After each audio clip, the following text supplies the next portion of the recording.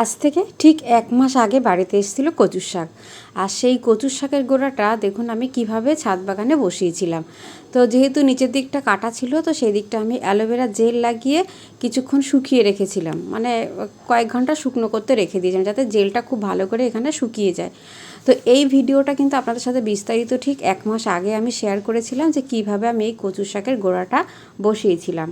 তো তবুও একটু এই ভিডিওতে আপনাদের সঙ্গে একটু দেখিয়ে দিচ্ছি যে কিভাবে আমি বসিয়েছিলাম। তো জেলটা শুকিয়ে নেওয়ার পরে তারপর হচ্ছে এরকম একটা প্লাস্টিকের টবে অল্প মাটি দিয়ে আর গোড়াটা বসিয়ে উপর থেকে মাটি দিয়ে একটু ছাওয়াদার জায়গায় কিছুদিন রেখে দেওয়ার পরে তারপর হচ্ছে যখন নতুন করে পাতা বেরোতে শুরু করেছে এবং তখন আমি পুরোপুরি একদম যেখানে রোদ আসে সেখানে কিন্তু আমি এই কচু শাকের গাছটা আমি রেখে দিয়েছিলাম।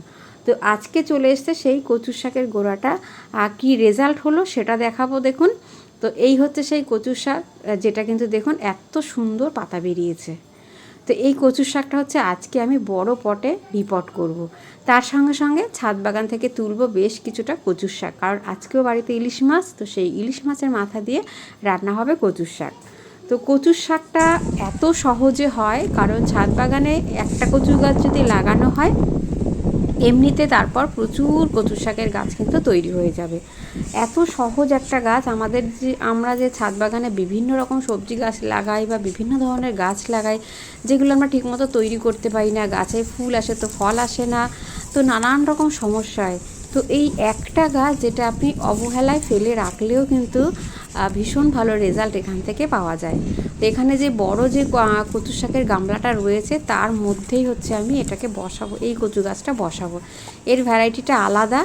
পাশে যেটা রয়েছে গামলার মধ্যে সেটা হচ্ছে লতি কচু, আর এটা হচ্ছে কচুর শাক যেটা নর্মালি খাওয়া হয়, এইটা হচ্ছে আরেক ধরনের ভ্যারাইটি। তো বিভিন্ন ধরনের কচু গাছ হয়, তো এই সমস্ত কিছুই কিন্তু আমরা আমাদের ছাদ বাগানে খুব সহজে লাগিয়ে রাখলেই কিন্তু এই বর্ষায় গাছের গোড়ায় কোনো সার দেওয়ারও দরকার নেই, কারণ হচ্ছে বৃষ্টির জল থেকে গাছ নাইট্রোজেন পেয়ে যাবে এবং সেই জল থেকেই গাছ কিন্তু প্রচুর তার খাবার পেয়ে যাবে এবং প্রচুর পরিমাণে কিন্তু বাড়তে শুরু করবে।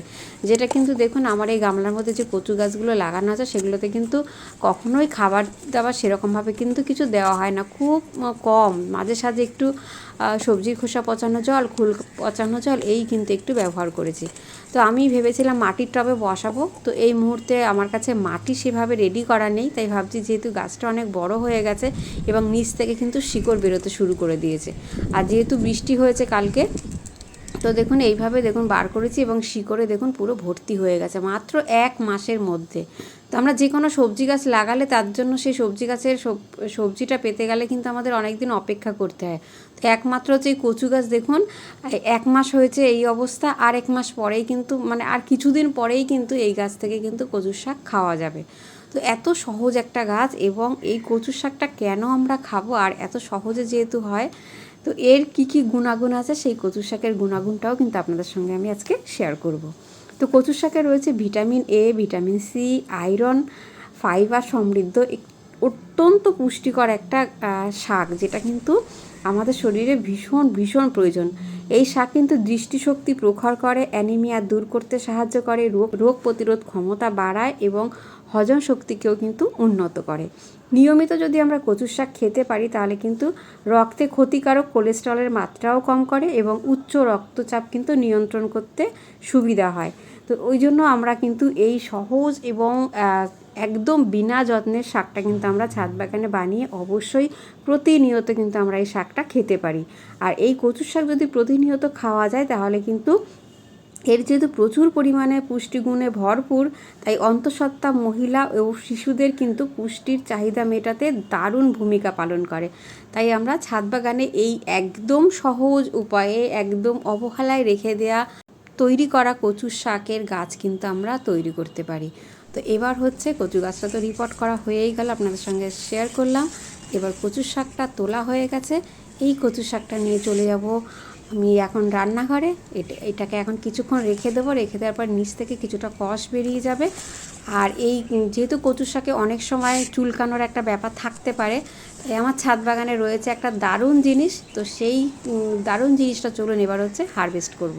সেটা হচ্ছে আমার ছাদ বাগানে রয়েছে হচ্ছে টক শাকের গাছ, মানে টক ভেন্ডির গাছ। তো কচু শাকের মধ্যে একটু তেঁতুল বা লেবুর রস দিলে ভালো হয়, তো আমি ছাদ বাগান থেকে একটা লেবু তুলেও নিয়েছি। তো তার সাথে এখানে রয়েছে যেহেতু টক ভেন্ডির গাছ, তো এখান থেকে কয়েকটা পাতা নিয়ে নিই।